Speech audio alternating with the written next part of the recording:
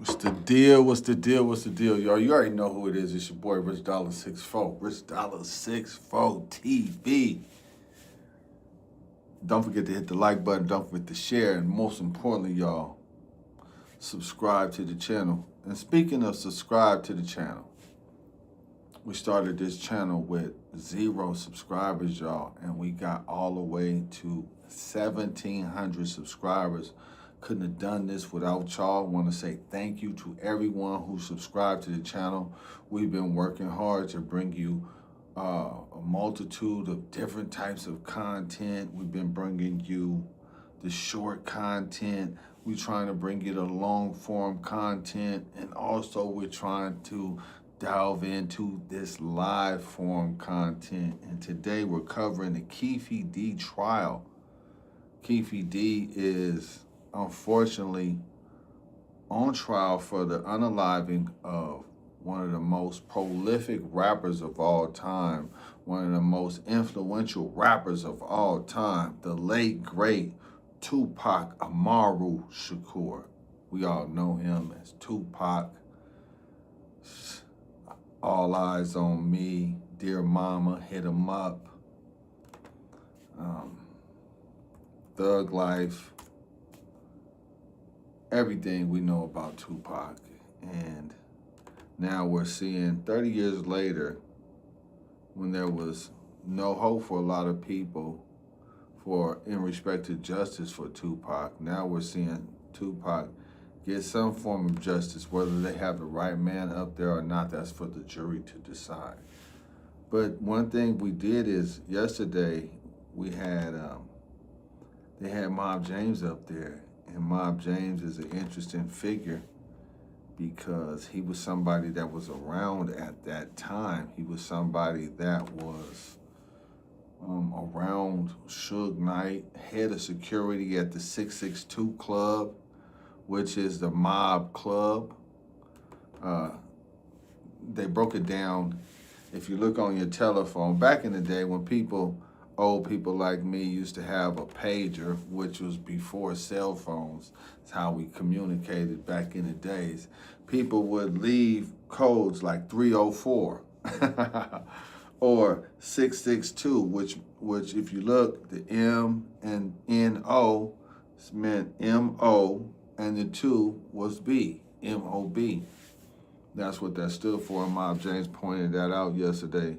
But I already did a little video, y'all, and we're going to try to play a little bit of the video because we did a breakdown of what Mob James did on the stand yesterday, and we're going to get into that. I would like to play that for you guys right now. Go ahead.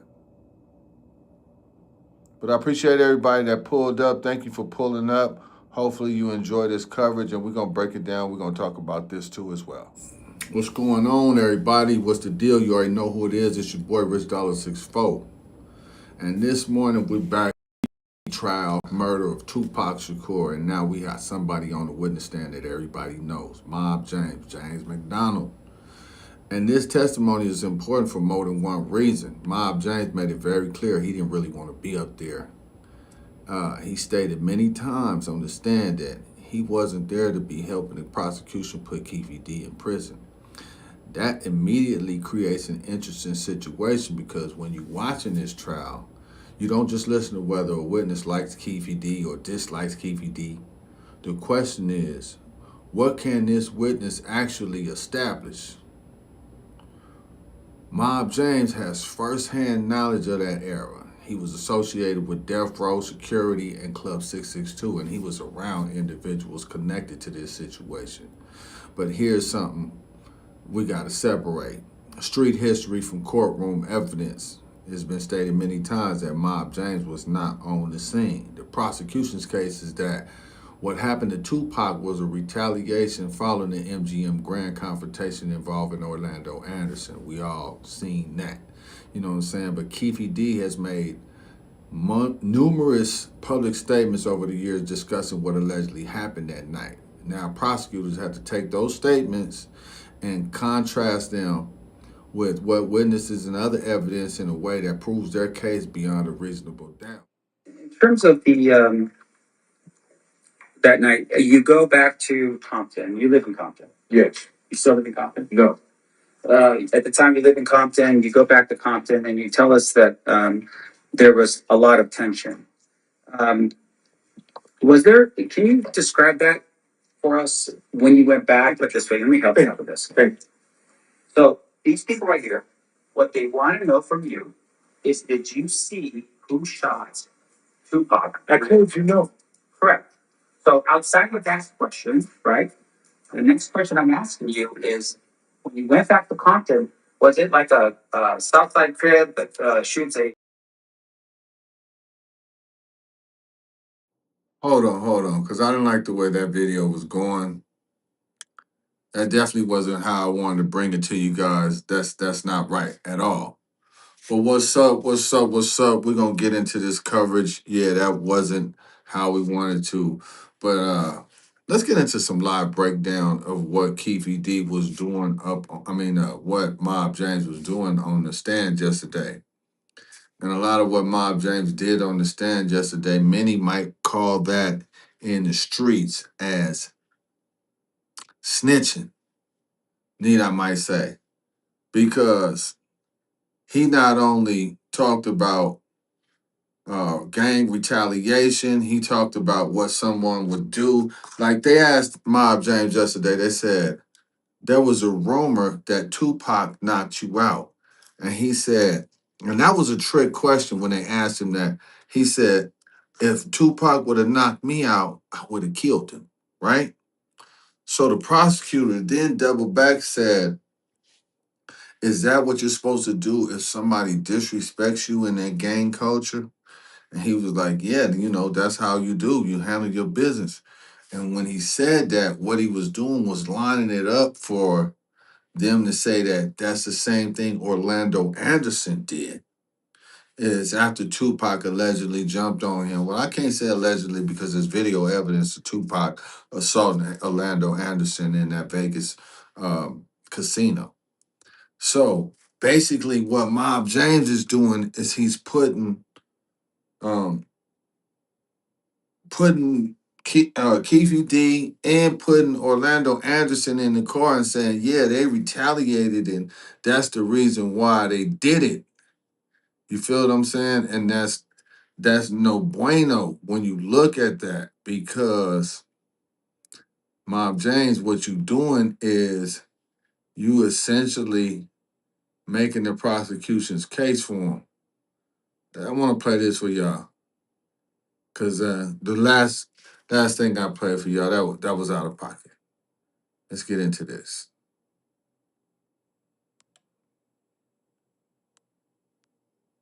You tell us that there was a lot of tension. Um, was there? Can you describe that for us when you went back? Put this way, let me help you out with this. Okay. So these people right here, what they want to know from you is, did you see who shot Tupac? I told you no. Correct. So outside of that question, right?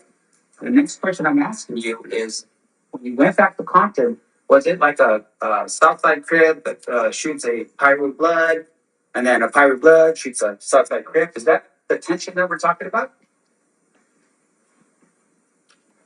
Do I answer this? That's a straightforward question. It's a yes or no answer. Okay. Did you see that?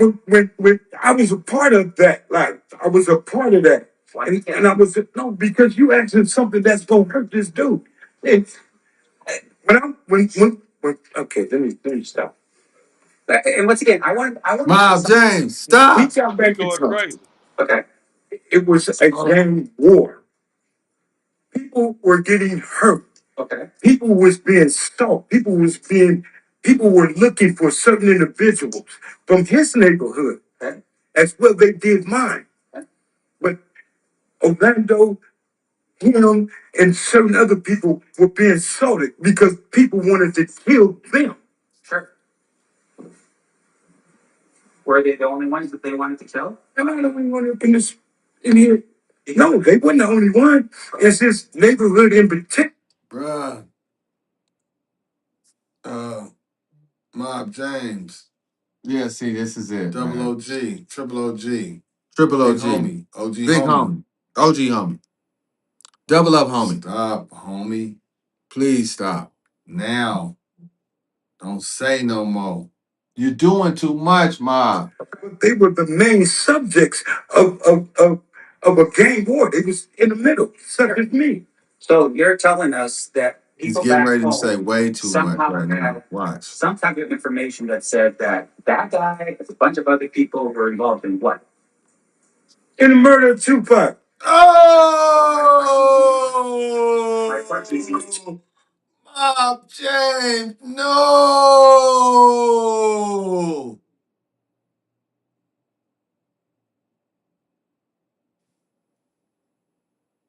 Ain't no.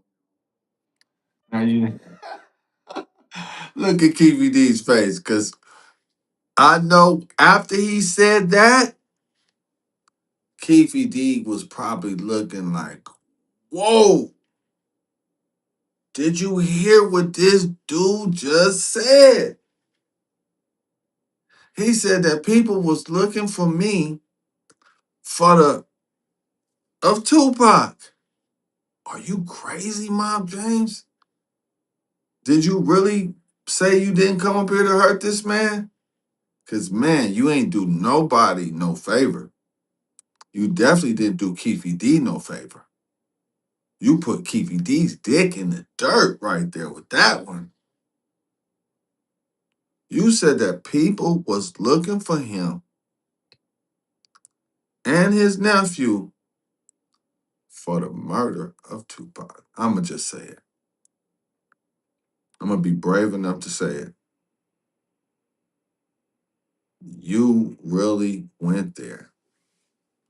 Let's see, is there something going on today with Keefe D? Let's see here, y'all, because this is crazy. Uh-oh. Wow, we got some live coverage. Let's do some live coverage of this thing right here, y'all. Because I think we need some live coverage to see where it's at today, who's appearing, and because you never know. Also, I was discussing this last night live with WAC 100. We can also get into that. That was interesting because WAC 100 had predicted that these individuals, well, no, I don't know if you can say predicted. He already had the information that these particular individuals were going to be testifying in this case. And a lot of them, prior to that information coming out, were disputing that information and calling Wack a liar. And now that it's come to fruition, people are saying, "Whoa, maybe he did know what he was talking about." Because these dudes are really up there testifying right now. So what we're gonna do is we're gonna get into some live coverage of this thing right here, y'all. Some live coverage of seeing what's going on with this Tupac. Let's see who they calling into the joint right now.